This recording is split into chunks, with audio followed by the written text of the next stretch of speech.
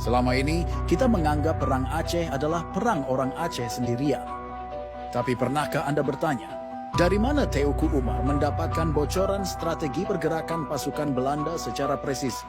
Siapa yang mengajari para pejuang Aceh cara membongkar pasang senapan Bomo milik KNIL yang sangat rumit pada masanya? Mari kita bicara jujur. Di buku sejarah, kita hanya diajarkan bahwa tentara Jawa datang ke Aceh sebagai kaki tangan Belanda. Tapi arsip rahasia Belanda di National Archive Den Haag menyimpan ketakutan yang berbeda. Mereka mencatat adanya kanker di dalam tubuh militer mereka sendiri. Prajurit-prajurit Jawa yang membelot karena tak kuasa mendengar takbir dari parit-parit pertahanan Aceh.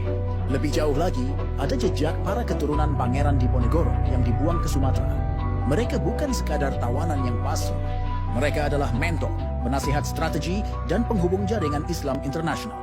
Ini adalah kisah tentang poros Jawa Aceh yang sengaja dihapus agar kita tidak sadar bahwa persatuan kita sudah dimulai sejak darah pertama tumpah di Tanah Rencong.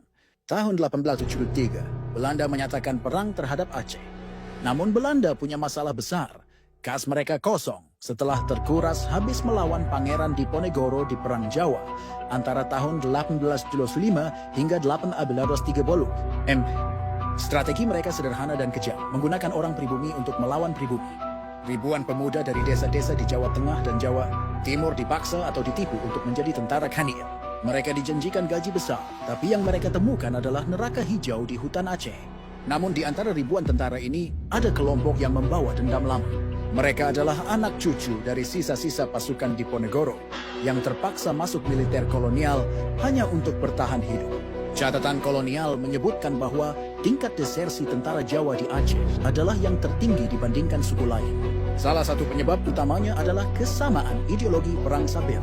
Bayangkan perasaan seorang prajurit asal Begelen atau Mataram di Jawa. Mereka kalah karena pemimpin mereka ditangkap lewat pengkhianatan saat perundingan. Di Aceh mereka melihat semangat yang sama, perlawanan tanpa kompromi.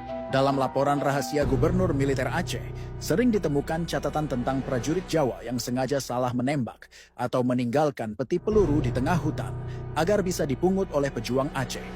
Nama Sentot Alibasya Prawirodirjo adalah legenda di Jawa. Ia adalah Panglima Perang Muda Pangeran Diponegoro yang dikenal sangat jenius dan disiplin. Setelah menyerah, Belanda mengirimnya ke Sumatera Barat untuk memadamkan Perang Padri. Tapi Belanda melakukan kesalahan fatal.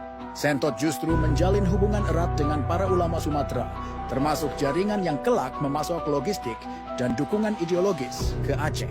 Meski Sentot akhirnya dibuang ke Bengkulu hingga wafat, gerakannya meninggalkan sesuatu yang jauh lebih berbahaya bagi Belanda. Sel tidur. Keturunan dan pengikutnya banyak bermukim di Sumatera bagian utara. Dari sinilah teori strategi benteng mulai bocor. Beberapa taktik gerilya yang digunakan pejuang Aceh di bawah Panglima Bolem menunjukkan kemiripan mencolok dengan taktik Diponegoro. Meski terpaut jarak waktu hampir 40 tahun. Apakah ini kebetulan? Ataukah ada kurir-kurir rahasia yang membawa naskah strategi dari Jawa ke Aceh? Kita tahu bahwa pesantren di Jawa dan Daya di Aceh terhubung oleh jaringan intelektual Mekah. Di sanalah strategi perang dibungkus dalam ceramah agama, disampaikan sebagai kewajiban iman. Jika Anda pergi ke Aceh hari ini, Anda akan menemukan wilayah bernama Kampung Jawa. Banyak yang mengira ini hanyalah pemukiman biasa. Tapi pada masa perang, inilah salah satu titik paling berbahaya bagi intelijen Belanda. Kampung ini dihuni oleh para buana, mantan tentara yang membolos dan pekerja paksa. Mereka hidup di jantung pertahanan kolonial, tapi hati mereka berpihak pada perjuangan Aceh. Tokoh-tokoh seperti Pangeran Perbatasari kerap mengadakan pertemuan rahasia di wilayah-wilayah pengasingan semacam ini. Dari tempat ini, informasi strategis mengalir ke Teuku Umar. Jadwal kapal uap dari Batavia, jenis meriam yang dibawa, hingga perwira Belanda yang bisa disuap. Semuanya berasal dari jaringan orang-orang kecil yang nyaris tak tercatat dalam buku sejarah.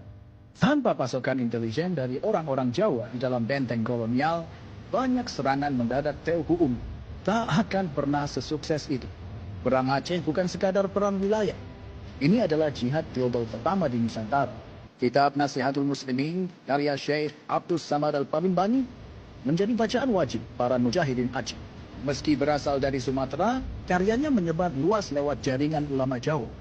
Ada pula ulama asal Jawa Tengah yang aktif di Mekah memberikan fatwa pendukung perang Aceh. Namun namanya nyaris dihapus dari sejarah resmi. Para santri Jawa yang pulang dari Mekah sering memilih singgah di Aceh untuk bertempur sebelum kembali ke kampung halaman. Mereka membawa semangat perang sabil yang telah matang di Jawa untuk dikobarkan di tanah Rencong. Belanda menyadari bahaya ini.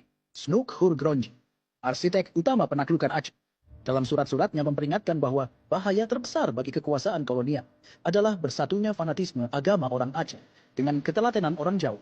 Inilah sebabnya Belanda mati-matian memisahkan narasi perjuangan antar daerah.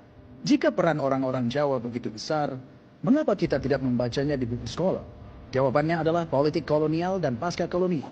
Belanda ingin menciptakan citra bahwa orang Jawa adalah bangsa yang penurut, sementara Aceh digambarkan sebagai pemberontak yang sulit diatur.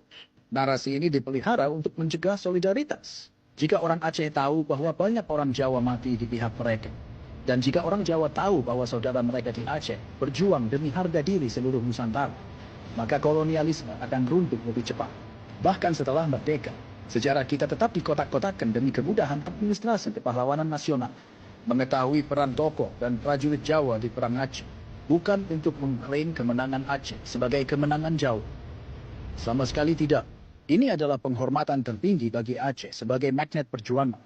Tempat siapapun yang haus kemerdekaan akhirnya berkumpul. Hari ini kita belajar bahwa pahlawan tidak selalu mereka yang namanya terukir di jalan-jalan protokol. Pahlawan bisa jadi adalah prajurit anonim yang merusak senjatanya sendiri agar tidak membunuh pejuang Aceh. Pahlawan bisa jadi adalah cucu Diponegoro yang membisikkan strategi perang di tengah pengasingan. Jangan biarkan sejarah memecah kita hanya karena garis administratif sipil. Karena di balik sejarah yang kaku, ada darah yang bercampur, doa yang bersatu, dan satu impian yang sama bernama Indonesia. Bagaimana menurut kalian? Apakah kalian punya cerita turun-temurun tentang leluhur yang pernah dikirim ke Aceh? Atau sebaliknya? Tulis di kolom komentar. Bagikan video ini, karena kebenaran sejarah adalah hak setiap anak bangsa. Saya menolak lupa